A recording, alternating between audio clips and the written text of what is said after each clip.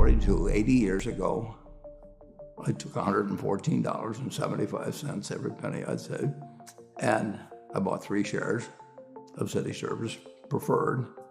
And City Service was a pretty well-known name down then. Warren Buffett, the man with a net worth of over $100 billion, has a story to share. Here's what he did. When I was 11, I picked stocks. I had the whole wrong idea. I was interested in watching stocks, and I thought stocks were things that went up and down, and I charted them. I read books on technical analysis. I read Edwards and McGee. I think that was the classic then. Hundreds and hundreds of pages. And I read that whole thing over and over again. I read Garfield, Drew, I read everything. And I thought the first 8 years, I thought the important thing was to predict what a stock would do and predict the stock market. And then I read Ben Graham, when I was 19 or 20. And I realized that I was doing it exactly the wrong way. But it didn't hurt that I had that background and everything. I rejiggered my mind when I read the book, The Intelligent Investor. And from that point, I never bought another stock. I bought businesses that happened to be publicly traded, but I became an owner of a business, and I did not care whether a stock went up or down the next day or the next week or the next month or the next year, and I didn't have any idea what it would do. I didn't know what the stock market would do, but I knew businesses. To have success in the long run, you've got to love what you do. Buffett believes that finding your passion and sticking to it is the key to success. By doing what you love, you'll have the motivation to keep going even when things get tough. I'm a bright guy who's terribly interested in what he does. So I've spent a lifetime doing it, and I've surrounded myself with people that bring out the best in me. And you don't need to be a genius in what I do. That's the good thing about it. If I went into physics or a whole lot of other subjects, I'd be an also-ran. But I am in a game that you don't need. You probably need 120 points of IQ, but 170 doesn't do any better than 120. It may do worse, probably do worse, but you don't really need brains. You need the right orientation. 90% of the people, I'm pulling a figure out of the air, but 90% of the people that buy stocks don't think of them the right way. They think about something that they hope goes up next week. And they think about the market as something they hope goes up. And if it's down, they feel worse. I feel better. And I hope it goes down when I buy it because I'll buy more. I try to keep my competitive spirit in a game where I can win. I do know this. When I want to do something, I always want to do it big. I put my whole net worth in City Service Preferred, March 11th, 1942. I have never had less than 80% of my money in American business.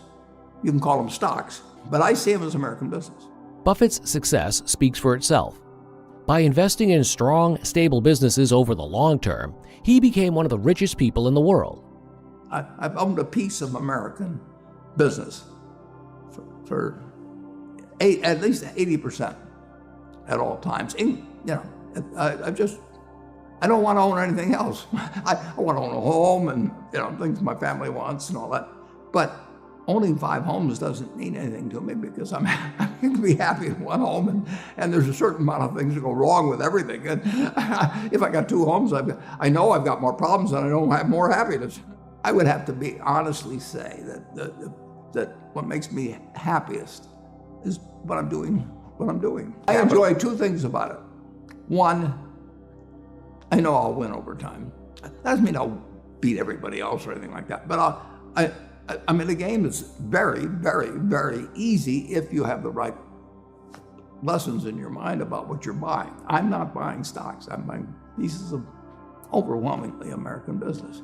And I'm happy when that's when I'm doing it. I'm happy when stocks are going down. I'm happier when stocks are going down because I can buy more of them with the same amount of money. I'd be happy if I was a farmer. I'd want farmland to go down so I could buy more acreage. If I was, it just makes sense. And I'll tell you the second thing I really like. I like being trusted by people. And, I would rather do what I do with partners than do it sitting in a room myself, even though I might make more money that way. I need to know that I think that Berkshire Hathaway is going to be worth more money someday down the road. Not tomorrow. I want it to go down if I'm buying something. And I would say this, the world has changed a lot since that report was written. But the world changed a lot in 2000, 2 years ago. Let's pretend there is no stock market. Let's say I had to buy these privately, like you buy a farm privately, like you buy an apartment house privately. They're investments. So you're looking to say, what can I do with money I've saved to put it away so I feel good about getting it back later under any circumstances, but not necessarily on a given moment. But if I have a farm, it's going to take me a while. But people would be so much better if they actually didn't have a stock market in terms of buying businesses. But, and when you're buying businesses, don't call them stocks. When you're buying businesses, when you're buying apartment houses, sometimes when you're buying raw land, all kinds of things. There's times when you get a chance to act and do something really intelligent. May happen once every 10 years, once every 20 years. Depends on what field you're in, where you live, what you know, all of that. But most of the important things, there's a lot of foundational work.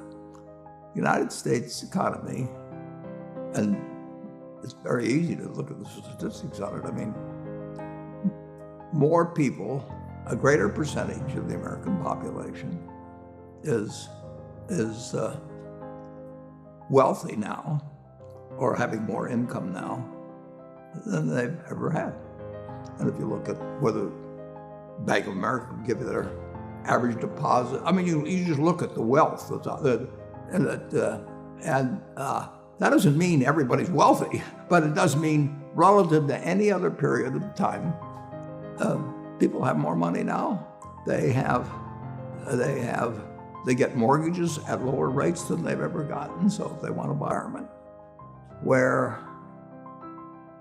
the bottom 2% in terms of income in the United States, the bottom 5%, and for sure the top 1%, all live better than John D. Rockefeller was living when I was 6 years old. John D. Rockefeller was the richest man in the world. And today, you can get better medicine, better education, better entertainment, better transportation. You can do everything better than he could. You can, it's astounding. That's in my lifetime.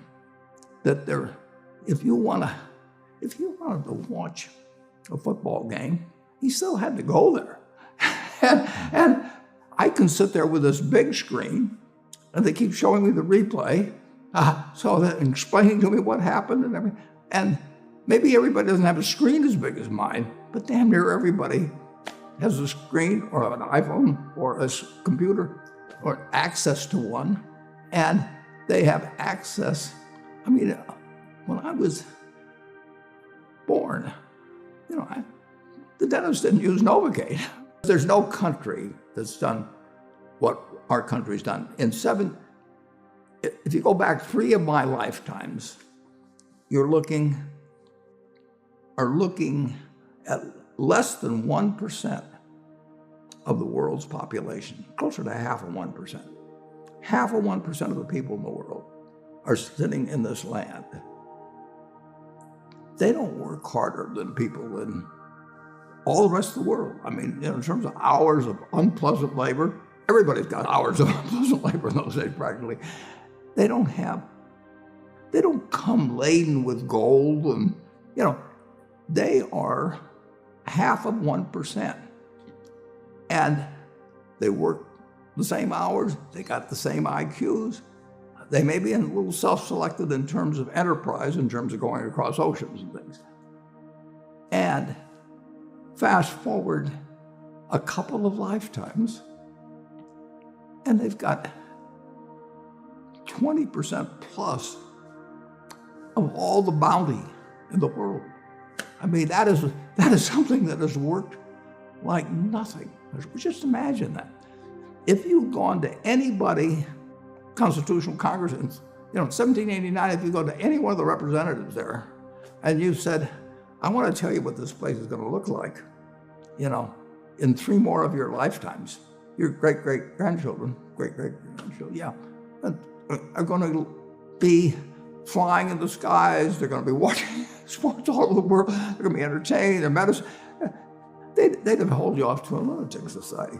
When Thomas Edison did all the things he did, he made some money, but look what we benefit. I mean, we're using it. Yeah. It belongs to us, and it doesn't. If you take what an hour of labor delivered to you 100 years ago, and what an hour of labor delivers to you now for you and your family, it's unbelievable.